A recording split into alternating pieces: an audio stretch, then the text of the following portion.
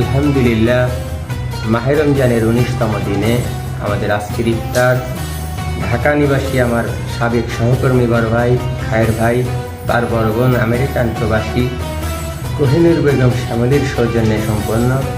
আমাদের আজকের ইফতার মেনুতে ছোলা মুড়ি, বুন্দি, সাথে বেশ কয়েক রকমের ফল আর সাথে শরবত। আমাদের এই স্বল্প আয়োজনেও গ্রামের সবাই যেন সন্তুষ্ট। কোরআন হাদিসের ভাষায় যখন রোজাদার খুশি মনে তৃপ্তির সহিত ইফতার করে, সেই সন্তুষ্টি যেন আল্লাহর সন্তুষ্টি হয়ে যায়।